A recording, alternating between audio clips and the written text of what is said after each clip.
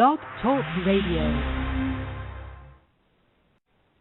Hi, y'all. This is the Girl George and Dragons Radio Show coming to you from sunny Berkeley, California on this is the 6th of July, and it's right after the 4th of July, and we got Captain Mike Hudson, a fisherman, for you. He's going to go catch us some fish next week.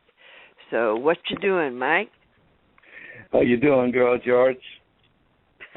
Yeah, it is a nice, beautiful day here in Berkeley. Well, why am I not over at your place instead of talking with you on the phone? That would be so much more fun. Well, it goes through L.A. actually. This is routed through L.A. So you're how long have you been a fisherman?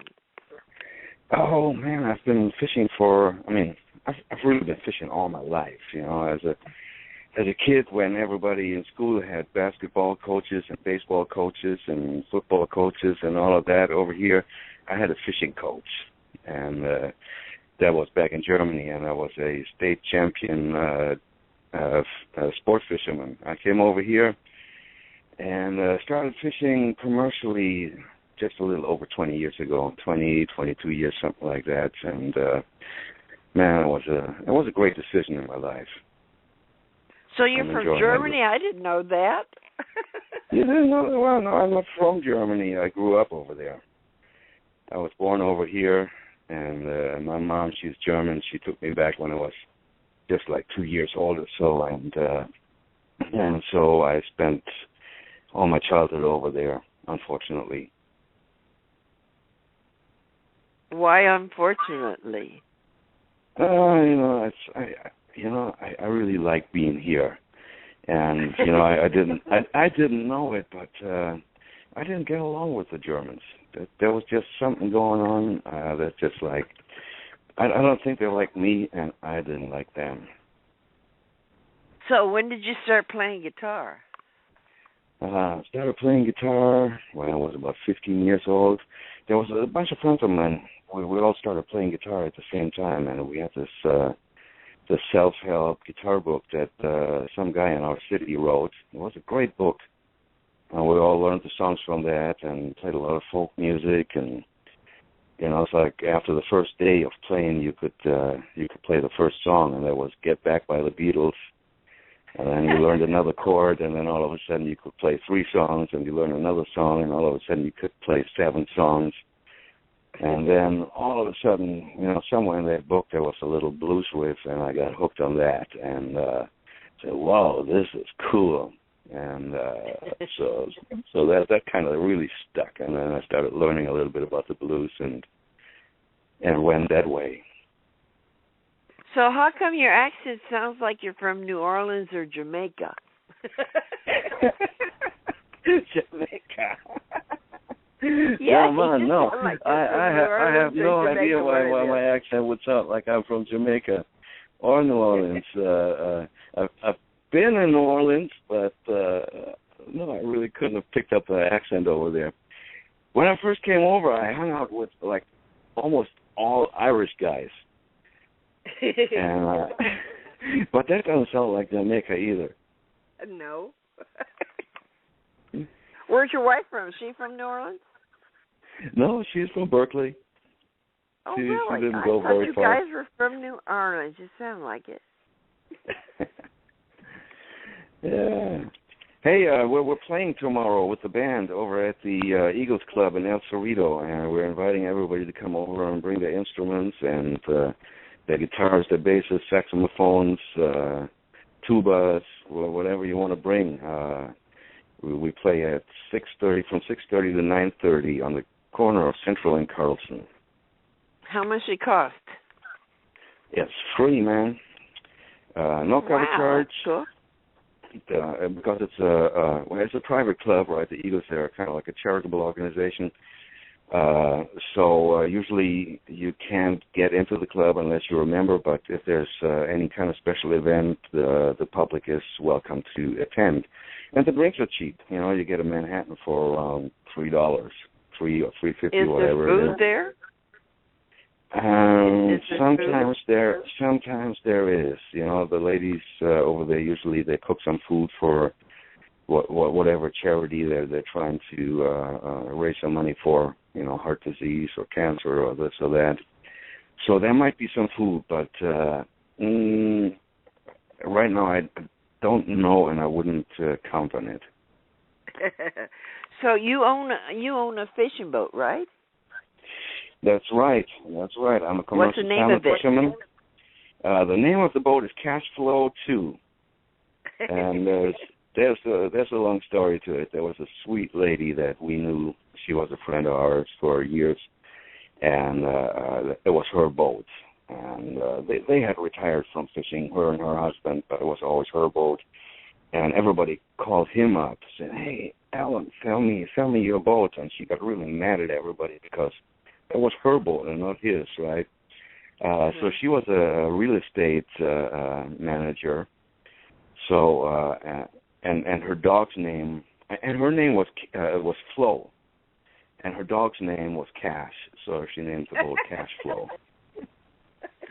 And the boat itself has another great history to it. It's a 40-foot fiberglass boat, really. I mean, one of the nicer boats in our fleet, and I'm so happy that we ended up getting the boat. But about 20 years ago, this boat was part of a bad divorce, and it was a pleasure craft at that time. And the judge gave the boat to one of the two parties, and the other party said, "If I can't have the boat, you can't have it either." Put a match to it and burned the thing down. Ooh. And then, yeah, it was bad. The only thing left of this entire boat was the hull. And then a fisherman from Half Moon Bay got a hold of it, and he read all kinds of boat building books, and that was kind of his hobby. And he built his boat back up from the ground like a tank, and like a mixture between a tank and a yacht and a commercial fishing boat. And it is so nice, you know, after 20 years of fishing, being out there in the wind and the fog and the waves and being cold and miserable all the time, all of a sudden I got hot water at the sink. Oh. yeah. And it's got hot water on it? Wow. Oh, yeah, I got a hot water heater, I got a heater in the wheelhouse, and all the comforts of home, really.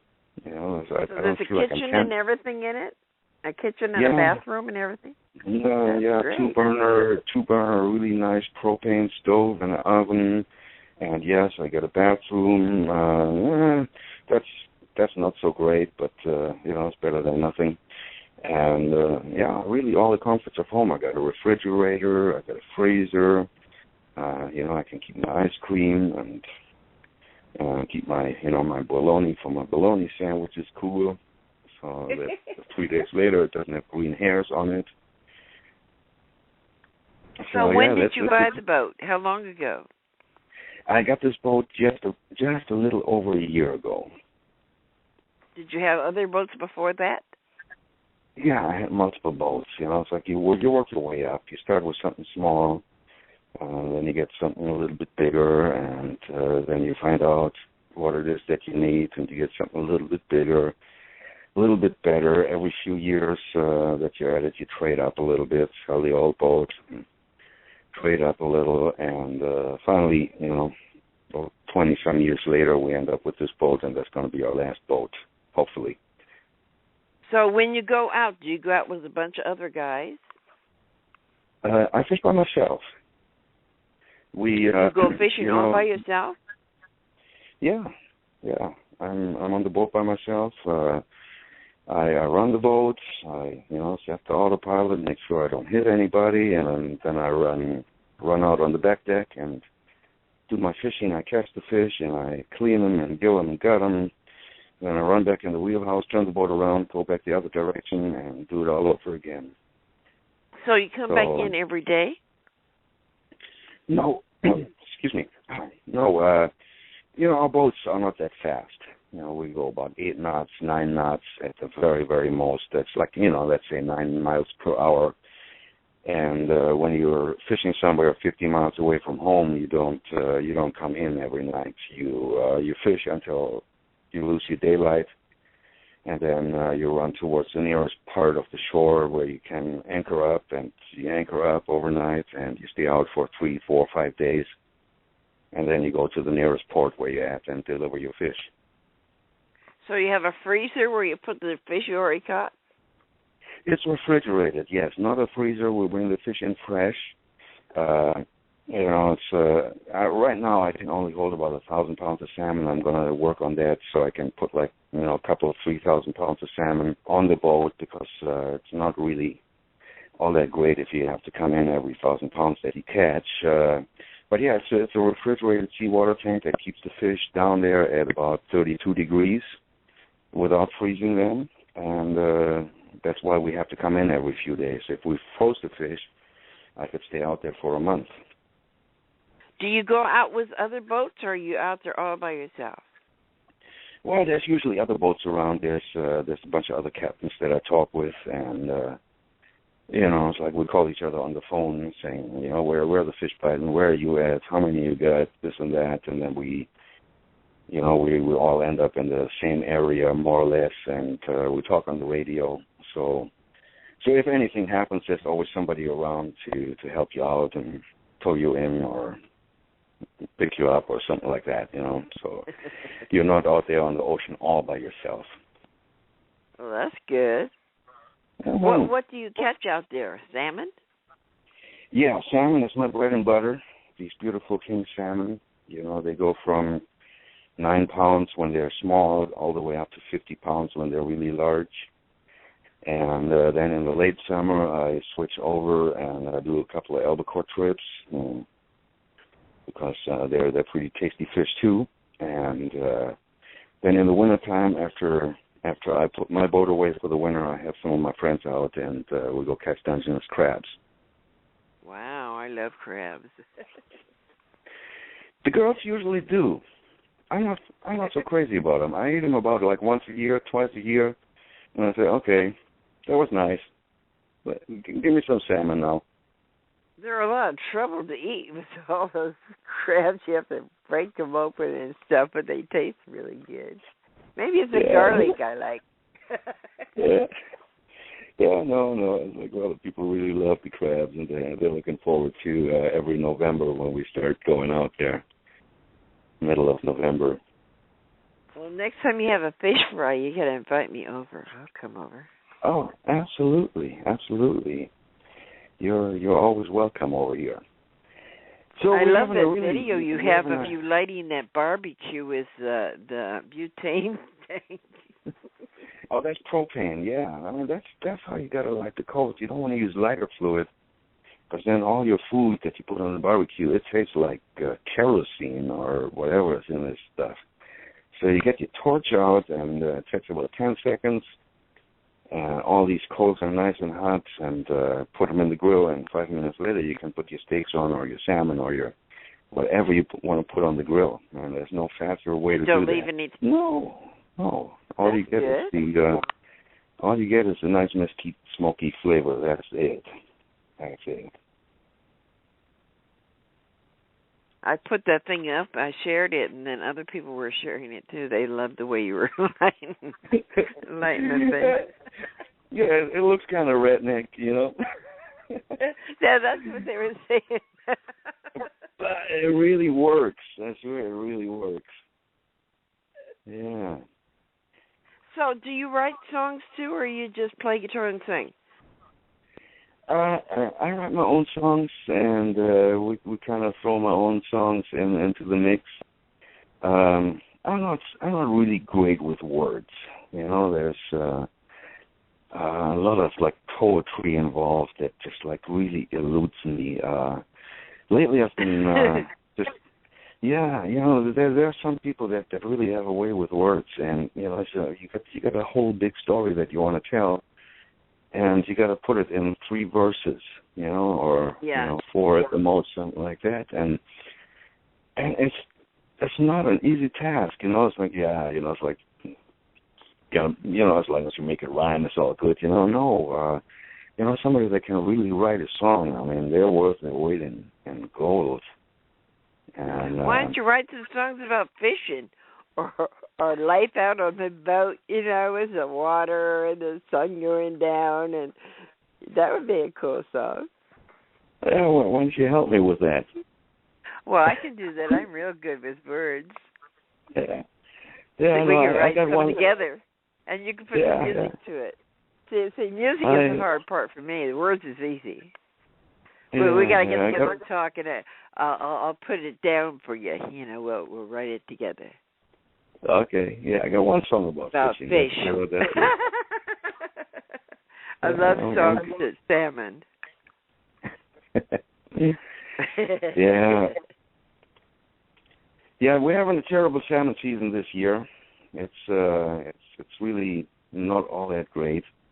I think on my first trip last year, I caught more fish than I caught the entire year so far.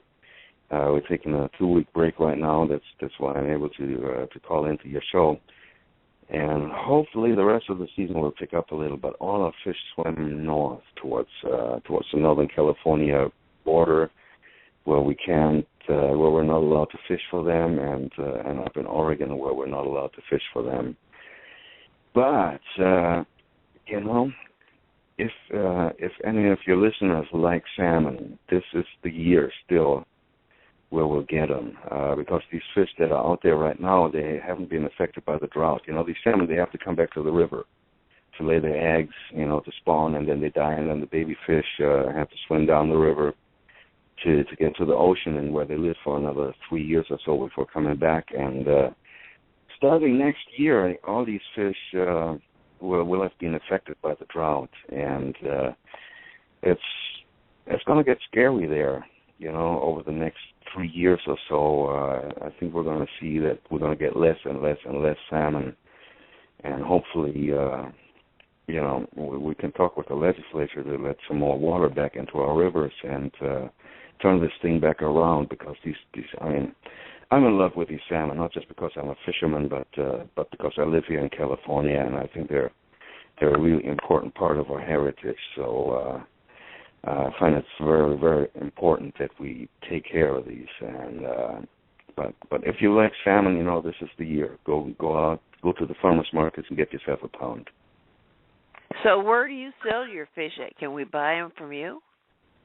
Yes, you can. You can. You go to the internet and go to HudsonFish.com, Hudson like in Hudson Bay, HudsonFish.com, and we have 4 farmers market stands here in the East Bay, in Berkeley, El Cerrito, and Kensington.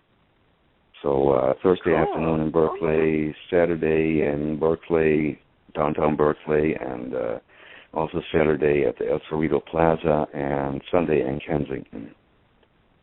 So we have, a lot of the salmon that I catch there, and then from our fellow fishermen at the docks over there in Half Moon Bay, San Francisco, and Bodega, we buy some other fish, because you can't catch it all by yourself. There's only so many hours in a day, so we have one guy that does a beautiful job catching halibut for us, and another guy that catches some black cod, and then we got some guys that go out and catch some prawns and all of that good stuff. Do you have many parties at your house where you have fish fries? It used to be, but now we're just so busy. We're too busy. With all the fishing, with all the stuff that's going on, we're too busy to party. But it's like once a year we throw a big Super Bowl party where really nobody really cares about the Super Bowl. We cook up like 20, 30 gallons of gumbo with all the seafood in it. Or the last couple of years we've done jambalaya instead, and we have 50, 70, 100 people over at the house, and the band comes and sets up, and we just play music all day long. Wow, you got to invite me next time. Do you go to Paul Potts' party? He has a party in October where everybody in the world goes to. Do you go to that one? I've been to that party a couple of times, but our fishing season is still on in October, and we're fishing until October 15th, and some years, and I have a feeling this year is going to be one of those years where we really have to fish until the very last day of the season. Some other years, the fishing stops really at like a month or a month and a half before the end of it, and there's no more fish to be caught. But I think since we haven't been catching them early in the season, I think we're going to catch them later on in the season. And so I might have to miss Paul's party. I'm always really looking forward to that party, but I don't know if I'll make it this year. It's a great one. Yeah. There's about 1 million people there, and music and every kind of food you ever thought of, and 10 billion gallons of beer. Not that I drink, but it's there. Why not? Yeah, party. And then we got the Missouri Lounge, to play at with Paul Clark running the open mic there. I heard about that. That's where place. I usually see you. That's where I usually see you, at the Missouri Lounge. Yeah. The good old news. Oh, that was great the other night when you did that Misty, Into the Misty. Is that what it's called, by Van Morrison? Oh, Into the Mystic, yeah. Yeah, that was great. You got to teach me how to play slide guitar. What a beautiful song. I mean, yeah, it is. I would say it's probably one of the 3 most beautiful rock ballads ever written. Uh-huh. Well, you should learn Madam George by Van Morrison. That's a great one. Oh, yeah, you told me you were going to send me a link to it. You never did. I got to remember to do that. Yeah, it's up on YouTube. Yeah. No, there's Into the Mystic by Van Morrison. I mean, that's definitely in the top 3. And there's Little Wing by Jimmy, and Dreams by Greg Allman. I think those are my 3 favorite rock ballads of all time. I don't know, you got any others? Oh, there's hundreds of them. I like If You Go Your Own Way by Fleetwood Mac, because it's got this great guitar solo in it. Which song is that? If You Go Your Own Way. Okay. Fleetwood Mac. Yeah, but that's not really a ballad. No, it's well, he's crying about her leaving, but he's got this great guitar solo in it. Something by the Beatles. But only when Joe Cocker sings it. Yeah, I like it better with Joe Cocker doing it. I love Joe Cocker. Definitely. Joe Cocker can sing his ass off. I seen him at the Fillmore back where I'd never heard of him, and he was playing with the Grease band, and I went into the Fillmore, and I'd never heard of him. He was playing with PG&E and the Birds, and somebody gave me some acid, and here comes this guy on. It looked like somebody had plugged him into the electric socket, and he was just electricity was coming out of him. And I was going, oh my God, what the fuck are they doing to me? And they were going, what the fuck are they doing to him? But by the time he was through, he was right. Whatever he was doing, he was God. I mean, it was just, because everywhere was on acid. And nobody clapped at the end. They just started pounding their feet, like a heartbeat. And then he came back out, and he says, what do you want me to do, take you back into the slime I just took you out of? I've never in my life heard somebody put him down like that before.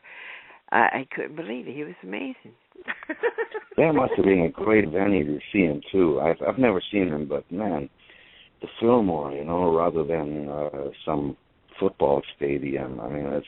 Well, this is like sitting on the floor right in front of the stage on acid. And so the next time I seen him, he was with Leon Russell and the Mad Dogs and the Englishman, and I ran into him out in the hallway behind the stage, and I said, last time you were here, I said, you were good. He says, what? I said, you were good. He says, oh, okay. Because he knew I meant it. He looked into my eyes, he knew I meant it. He said, okay. Yeah, this time not so much, but last time you were good. No, I was just talking about what he impressed me the first time I seen him, And this is before he went on the second time I seen him, And the second time I seen him, Leon Russell was upstaging him all the time. I wanted to go up there and kill Leon Russell because Joe Cocker was God, and Leon Russell kept upstaging him. I wanted to kick his ass. Leon Russell really ain't half bad either. Well, he's great too, but at the time, I mean, I didn't know who he was, and Joe Cocker I was in love with, so I didn't like him upstage him. Yeah. But it's sure, I mean, it's great being around here in the Bay Area. You know, you go everywhere you want to go. You know, it's like any day of the week you go out there, and there's some great live music around. And you know, some of it is the top acts, but even all the local guys that play around here, man, there's some good music in this area. Yeah, Roger's really good. Roger Brown, he's a really good blues player. Yeah. You played with him, haven't you? Yeah, he was part of my band for a while, and man, I loved having him. You know, there's so many great players. It just blows my mind every time because you know, I came from a place where, you know, live music you could maybe see on Saturday night. You know, but that was just about it. And over here in San Francisco and in Berkeley or Oakland, any night of the week you go out to any club that plays the kind of music that you like, and you get a great live act. And man, that's good for the soul. It's everywhere, and all different kinds of music too. You know, not just one kind. If you want country, you could find that somewhere. If you want rock, you can find that, or blues, or rap, or whatever. It's somewhere around here. Yeah. We had this great place over here in Berkeley that was called Bertland. Have you ever heard of that place? He was just kind of shut down by the city of Berkeley, which is a real bummer. You know, just right around the corner from me, just a few blocks up the street. And man, great parties, live music. He just moved over to Oakland, and everybody that likes, you know, like local community and music really ought to check for Birdland in Oakland. They're going to open over there very soon, and he's into a lot of the different types of jazz and a little bit of blues and all of that. And I think he's stirring up the pot quite a bit over there with what he's going to do. Well, that's great. Yeah. So what's new in Girl George's life? Oh, nothing. Just this silly radio show I do every week. I talk to people I haven't seen in 50 years because it's on the phone. So, and with Facebook, you know, they're all on Facebook now. So I'm talking to musicians I haven't seen since Nashville in the 70s or North Beach in the 60s, you know. So it's kind of cool. It's like my whole life is coming back before my eyes again. Good. Okay, our time is up, my dear. So thank you for calling in. Well, thanks for having me, Girl George. It's always a pleasure. This is the Girl George and the Dragons Radio Show. Saying see you later, alligator. Everybody's crazy but me. Everybody's nutty as can be.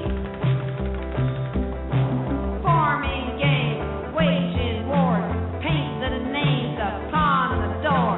You against me, us versus them. No communicado, don't give a damn. Our kids in the street are the gross casualties.